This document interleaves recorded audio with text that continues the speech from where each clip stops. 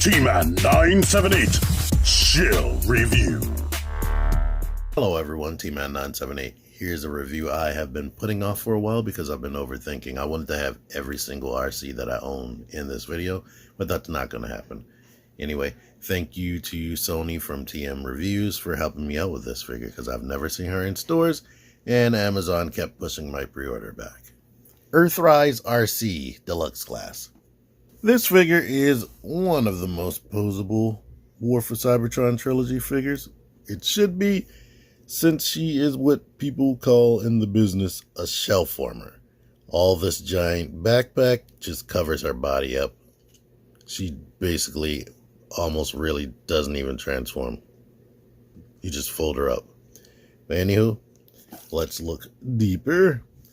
There's her face right there.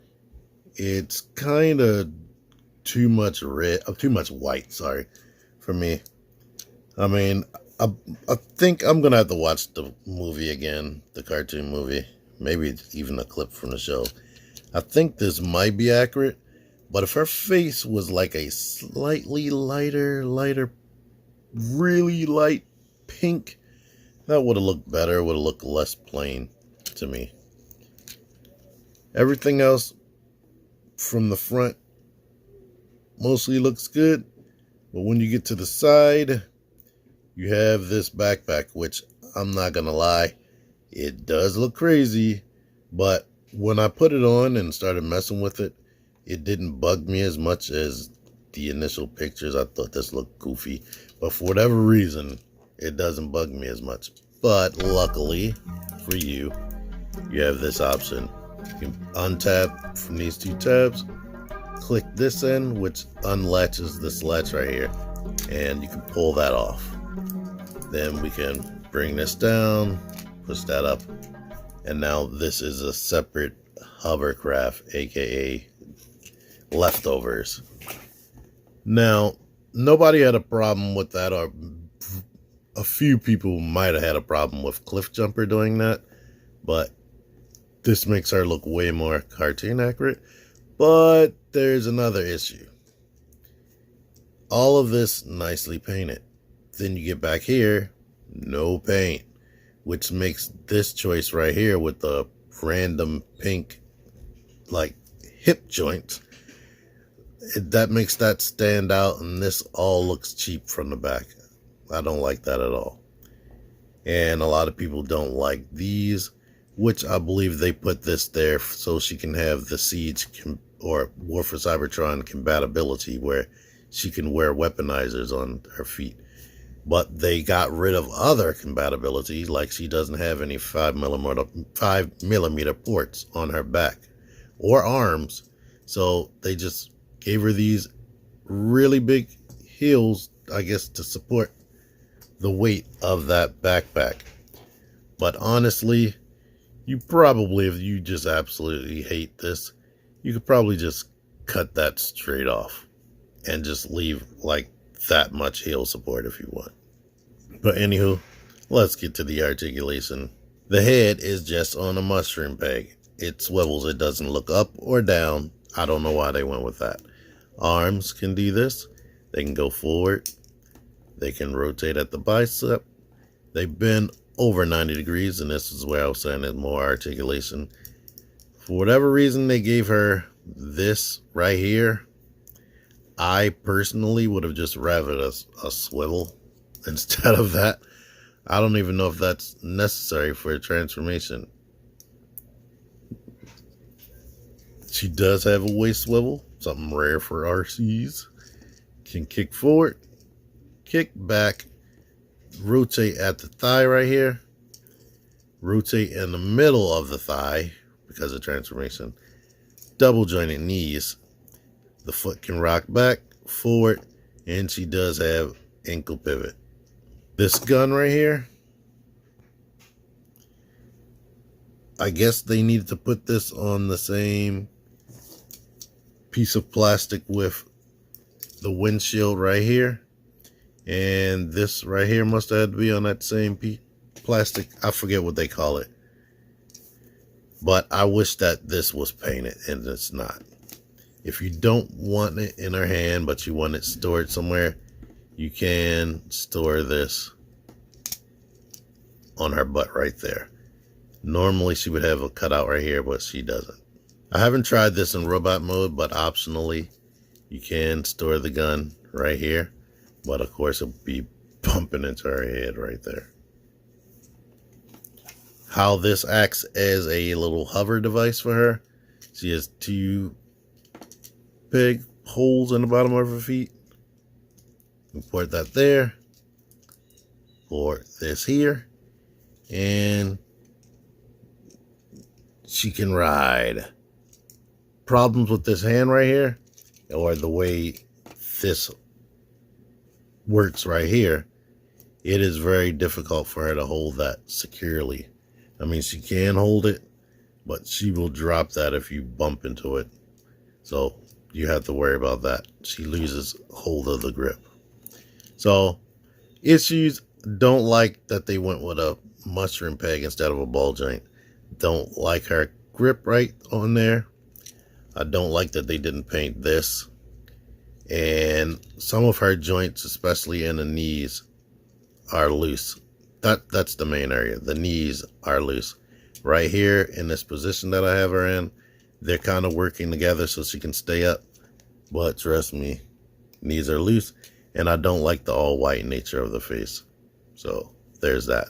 I do like that they give you the option to take this off so she can have a more cartoon accurate back and not have a big giant backpack. But I do wish they probably came up with a better transformation. Here she is up against her main competition when it comes to your generation shelf. This is more of a IDW style look. Actually, it's just a retool of Blur more than the IDW, to be honest. So if you like that, you like that. And she is a Titan Master.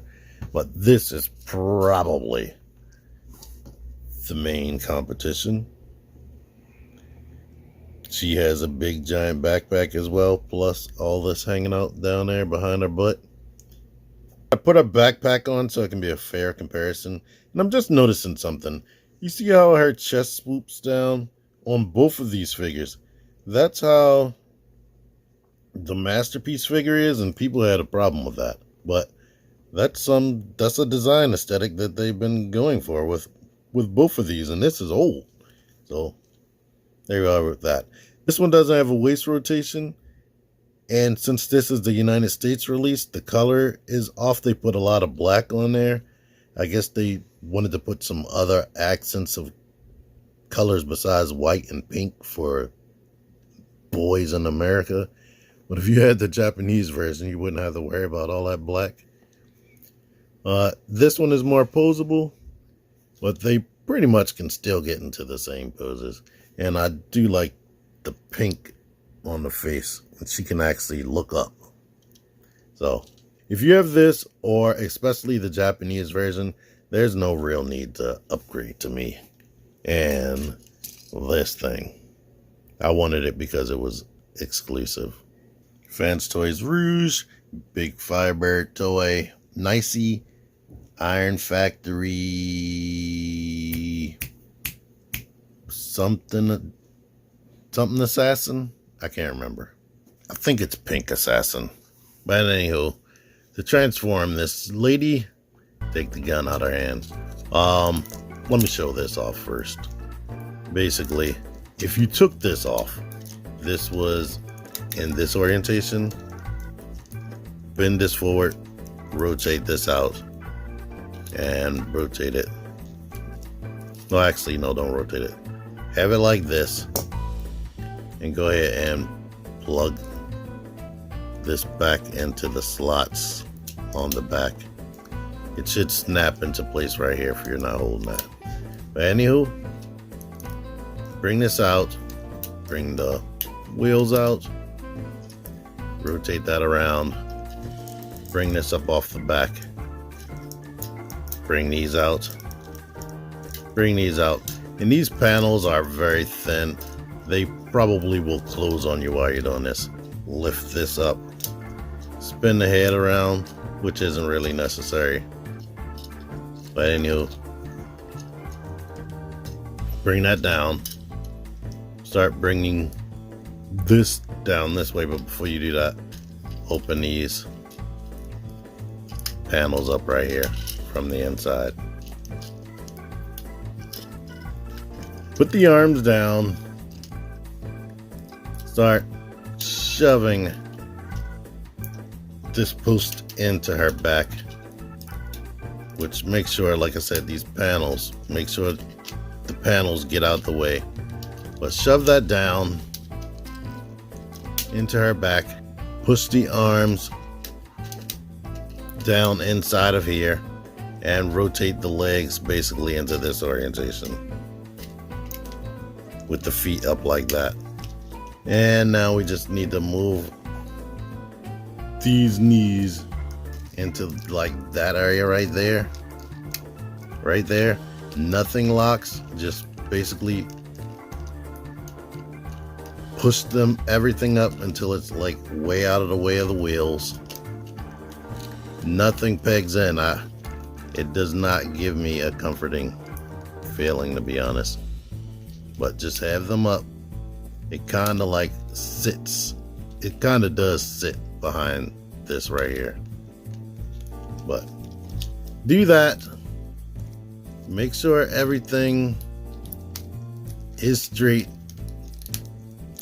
It's almost like holding an empty eggshell. This is supposed to grab into there. It does so lightly. You can take the gun, put it there, and yeah, you have a pink thing once you get everything situated. So yeah, it rolls on these transparent wheels, which were also on that sprue right there. Here's what she looks like. If you squeeze on anything, I swear it will collapse.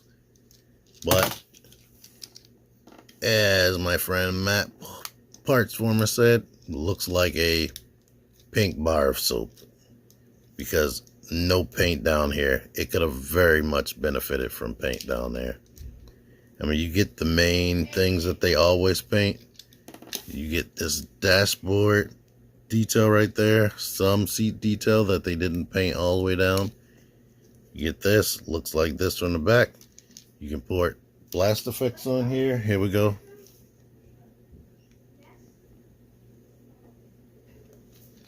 You can do that. And yeah. All right, here is our main composition right here. Well, this one, you see what this looks like compared to this. A whole bunch of color contrast. This came out in 2014.